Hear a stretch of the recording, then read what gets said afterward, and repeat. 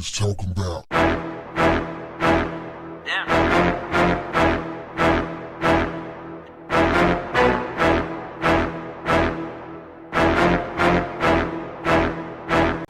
What's up, family? The 5 men convicted of raping a jogger in New York Central Park in 1989 said on Sunday that the new Netflix series When They See Us revived the pain from their ordeal, but for some brought a sense of redemption. In an interview with Oprah Winfrey, the men said that the 4-episode dramatic series humanized them and put a spotlight on injustice. And I agree. Because before that series ran, a good part of the world thought that those guys were animals. And that's the way they played the game. Because after all, that's how they do. How many times has black men been racially profiled by the police and wrongfully convicted over the centuries in this country called the United States? Boy, we could sit back and wait a lifetime and you wouldn't be able to count the number of people, count the number of lives that's been destroyed by this so-called justice system. The trip part about it is that the investigators involved, the prosecutors involved, experts involved, many of them are still sticking to their stories. Many of them are still saying they wouldn't have done anything differently. That's cold-blooded. Even with the evidence, they still say, well, we worked with the evidence that we had, and which was no evidence at all. Many of them are still saying that the kids are still in for their man now, but they took them into incarceration. They incarcerated them from ages 14 to, I think the oldest was 16. They spent anywhere from 6 years to 14 years in prison, totally robbing them of their most formidable years as youth.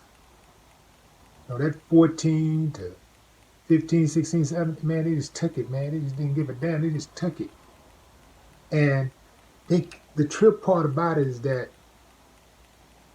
they didn't have the evidence, and they knew they didn't have the evidence. So they said, well, we got to make it fit. We got to make the timeline. If the timeline don't fit, we got to make it fit. If the timeline don't fit, if you make it fit, that has to be some type of criminal act, right? But none of those people got punished. None of them spent a day in jail for what they did to those boys. Not one person on the other side. And what can you say about Donald Trump? This dude is the devil's advocate. He's been this way for a long time.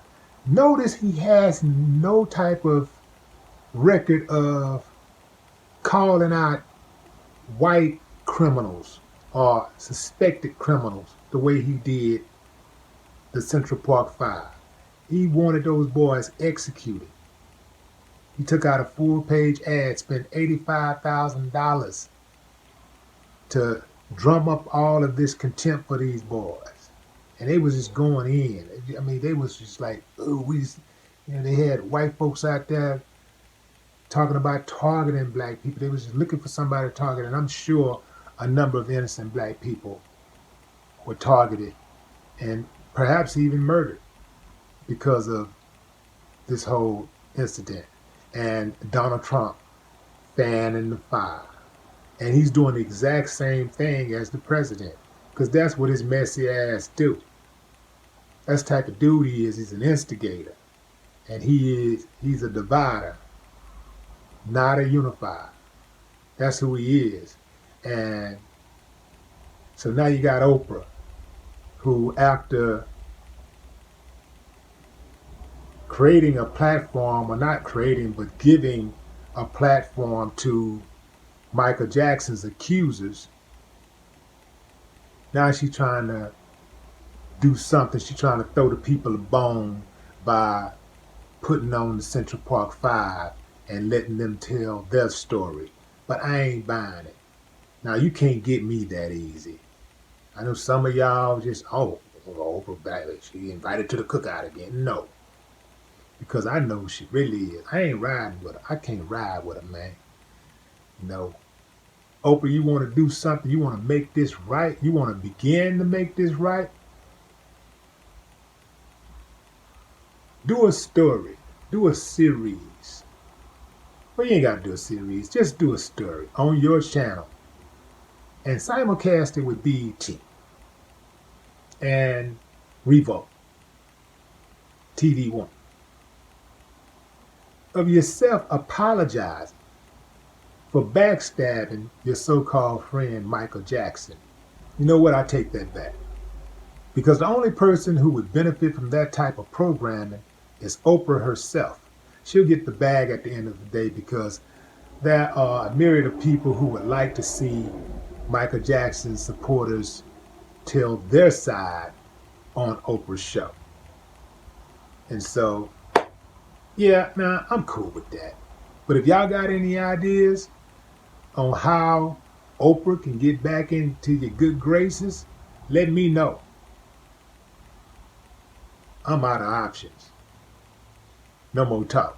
What the haters talking about? Yeah.